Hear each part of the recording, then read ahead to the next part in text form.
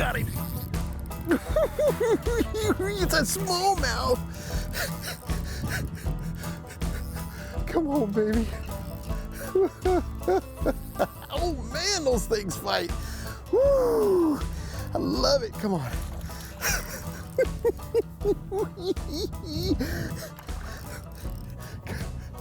Come on. Come on. You can really appreciate a smallmouth, man, when you catch them. I'll tell you, they are so much fun. There we go, look at that. A beautiful smallmouth bass. Look at that, folks. We have a treat today. We're in Parker, folks, having a great time. First time I've ever been on this body of water. And what a blast. Man, this place, we're back in these little sloughs back here with all the docks and things like that. It's just now, the fish are just now starting to move up. And I'm gonna tell you, that fish was on a bed. You know what I love to do? Now there's a couple of bites going on, I know, out here. There's a good little jerkbait bite going on. Got my friends, Matt Shura, Andrew Napoleon, they're out there in their own boats and they're having fun. We're here before a tournament, before we have to go to Lake Havasu. We thought we'd pop in here and see how good the fishing really was here. Man, I am telling you, this is the river that pulls out of Lake Havasu, goes into Parker, and oh my goodness. From what I've seen so far, it looks like we're gonna have a lot of fun today. And I'll tell you, there's nothing more fun than springtime fishing. I am so glad to be out of the winter haunts, man. And I'll tell you, not that I don't like deep water fishing and things like that, but boy, this is my forte. I love this kind of stuff right here. We're gonna have fun on the show. Let's see if we can find some more fish. Got him. Good fish. Oh my goodness. Oh.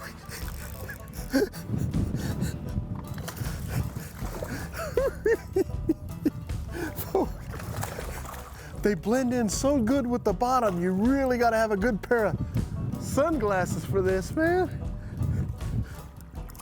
Come on. Come on. All right, gotcha. Look at that smallmouth, folks. Beautiful, beautiful smallmouth bass. Oh my goodness. I love that fish. Let's get it back right away. Come on.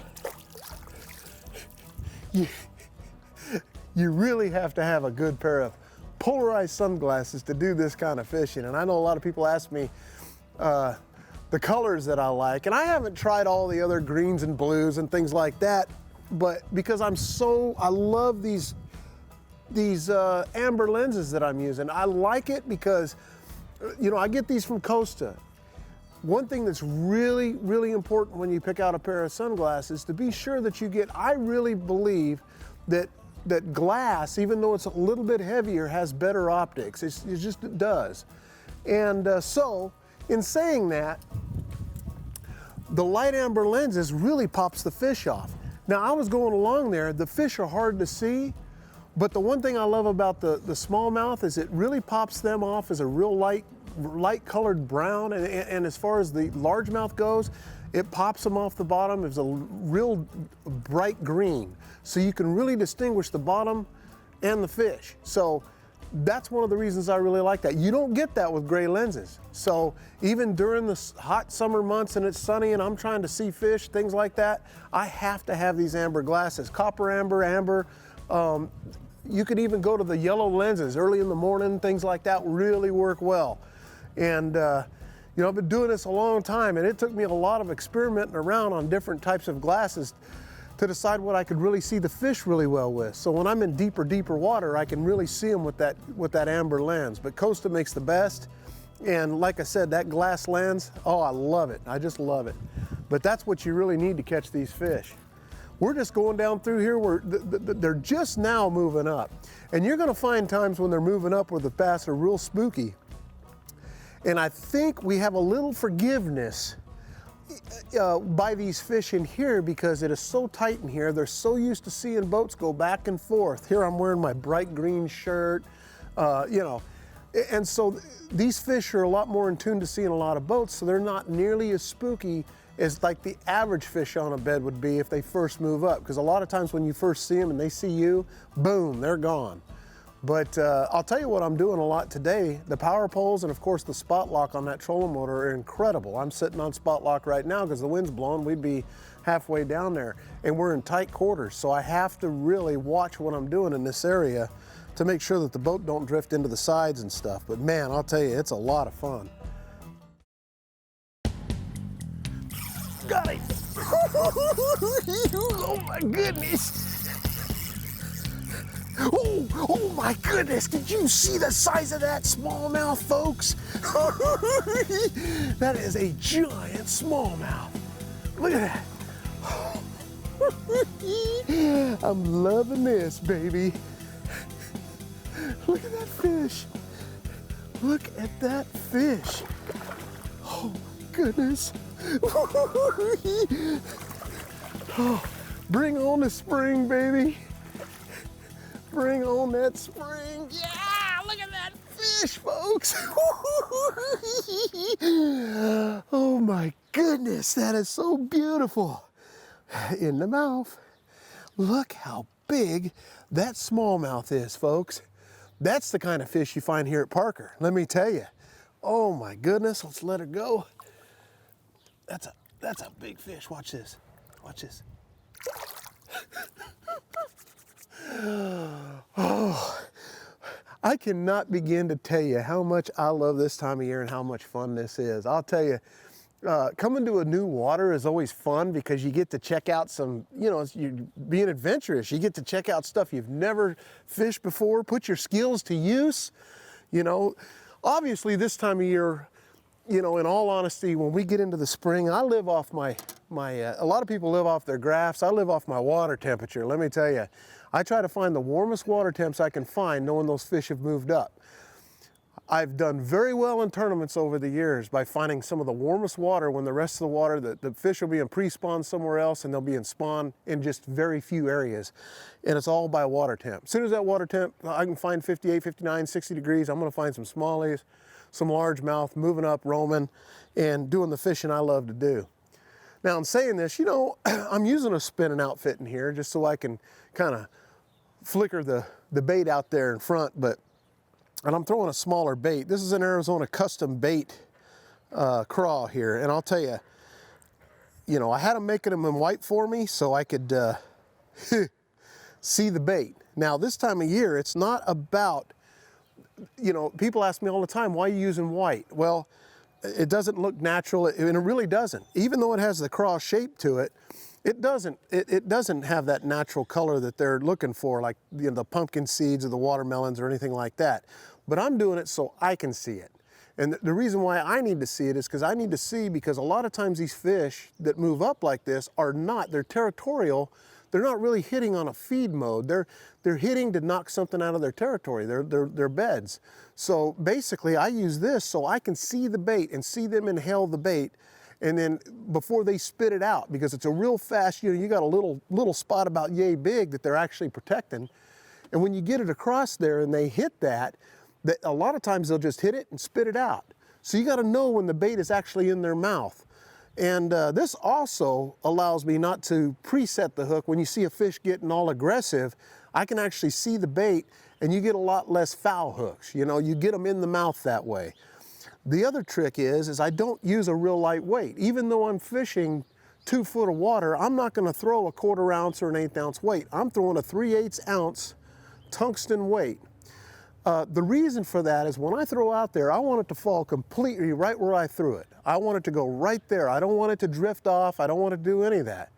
And then the other thing is one thing that's really very important is to use bobber stops, okay? And the reason for that is that way the bait doesn't come down like this and the weight's down there and this is drifting all back. You want everything compact and going right where you want it. So this is exactly the rig that I use. Now I'm using a 20-pound braid line, and I'm using a fluorocarbon leader. Now remember, you don't have to use 6-pound test line either. A lot of folks like to use that real light line when they're bed fishing, and because they think the fish are all finicky, and there's times it's hard to catch them and you need to downsize, things like that. But a lot of times I've found that sometimes the bigger baits, you get more aggressive strikes out of them. But I use a mid-sized bait like that pretty much for all around. Now, if I see a big, giant fish, I'm talking a giant fish, I'm gonna put this away and I'm gonna pull out a big craw with my bait caster, and I'm gonna put 17-pound test line on that thing, and I'm gonna rip his lips. But this is the ticket right now for what we're doing for these smallmouth 2-pounders. You know, that was obviously a 3.5 pound fish. That was beautiful, you know, beautiful fish. One thing you cannot go without this time of year is power poles, and I'm gonna tell you something. Power poles are very important when you're fishing shallow and you wanna be stealthy. So if you're fishing in shallow water, use your power poles, don't make a lot of noise, anything. Closing, you know, you wanna be as stealthy as you can when you do this kind of fishing. It's a lot of fun. Using the Taipan rod. This is a medium action, okay, spinning outfit. And of course, the new Ardent reels. I'm using the C-Force reel. It's an awesome reel. It's got a great drag system on it. And that's the ticket right there, and that's the rig to catch some of these fish. You can see we have a lot of wind blowing. This water is so clear here. We have I mean, it's 20, 30 mile an hour winds out there on the main body of water. Now, we could probably go out and, like I said earlier, catch some jerkbait fish, and we might just go do that. But I was gonna have some fun and kind of run through this area and do something I enjoy doing, because I've been all winter long fishing deep water, and like I said, not that I don't like doing that, but it's so fun to do this. It's like hunting, you know. Very important to put them back though. Catch them, put them back. Don't take these ones home. Let them spawn, so we got plenty of fish to fish for. What a great place to fish.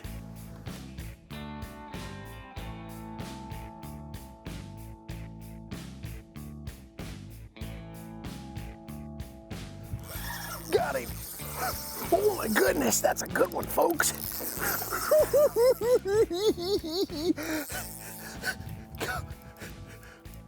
The wind's taking us down.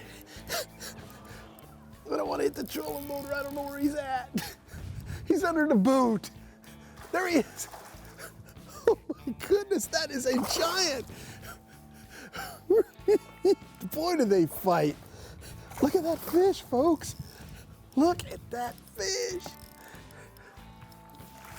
Come here, come here, come here. You're done, you're done, you're done. I got you. It's okay, it's okay. Oh my goodness, look at that one. Oh yeah. A little white craw bass right there, folks. Let's get it back in the water. That's a 2.5, 3 pound fish right there. You know, I'm just kind of going down through here. They're few and far between, but boy, when you find them, they're good ones. These smallies, and they fight. Oh, man, a smallmouth fight's so much fun. Boy, they're aggressive. I love it when they're that aggressive, folks, because I'll tell you, it makes fishing a lot easier. Let me tell you, pop it out there and they hit it right off the bat. Now, a lot of these fish, just so you know, we're catching are what we call the buck bass, the male bass, you know. And those are some big males there, you know. Females haven't quite moved up yet, but they're so big and so fun. You know, one thing about this kind of fishing, it makes you feel like a star, you know, catching the males do, you know. The hard part about winning tournaments doing something like that, though, generally after the first day or something, a lot of people catch those, you know, but you got to catch the big females. Otherwise, you know, you can catch all those little males you want, and you'll come in with 14 pounds or 15 pounds, and somebody will come in with a 22-pound bag and just wipe you out. And you think like you had a great day, and you did. You caught fish, you had fun, but you know, those kind of fish won't win you a tournament. You got to catch the big ones, you know, the real big ones. But it sure makes for a lot of fun of fishing now.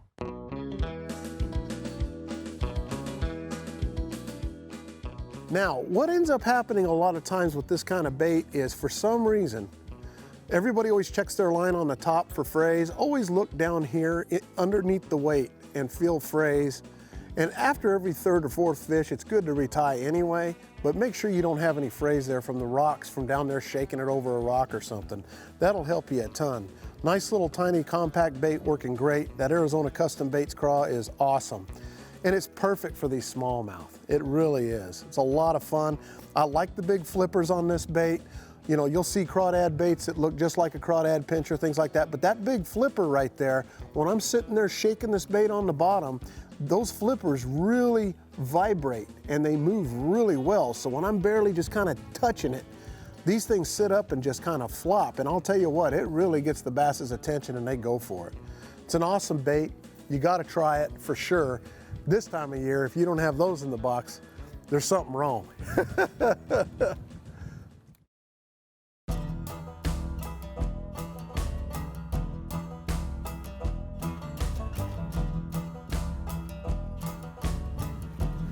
Got him, got him, got him. It was a fish. small mouth. That's probably the smallest one we've caught. Come on, buddy. Look at the rod bed. My goodness, on a fish like that, he was an aggressive little smallmouth. Come on. I thought you tried to get in there. Come on. You know, it'd be fun to be trying different baits. Everybody's got their special tactic. Everybody's got something different that they like to throw in on these beds. And you know, it's this bait, it's that bait. I use this bait so I can see it. It's got great flippers on it. It's got everything I need.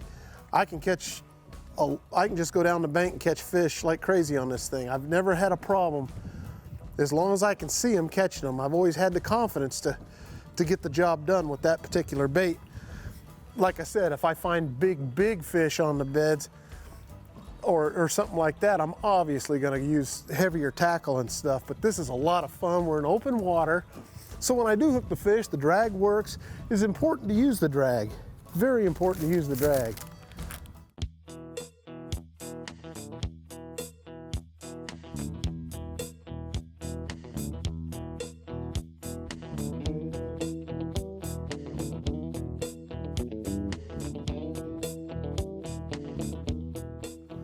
Man, what a fishery. I'll tell you what, there's nothing like coming to a brand new place like Parker here and getting on some fish right away. Of course, knowing what they're doing this time of year helped us a bunch. And like I said, I live off that graph, but I live off the temperature gauge more than I'm looking at the graph, the temperature gauge, finding the warmer temperatures. Obviously, coming from the main part of the body of water, this is gonna be the warmest area because it's shallow and it's really the best spot for them to come up and spawn. So that's how we did it today, and that's how we caught them. Now, I know we got to get out and try to catch some jerkbait fish after what we saw Matt and Lon do. So we're going to go out there and try to catch us some jerkbait fish and see how they're doing out there, those pre-spawners, you know, and see if we can catch some fish out there. This place is a blast. But I'll tell you what, Parker, you got to get out here and try it. We've had a great time on the show. Make sure you get some Arizona custom bait craws. They're a blast to throw. And I'll tell you what, you'll have a lot of fun. When the wind's blowing real hard, it's hard to see those fish, but it's harder for them to see you too. So always remember that. Thanks for joining us on the water. We'll see you next week. I'm Johnny Johnson. Now, see, that's what I'm talking about, folks.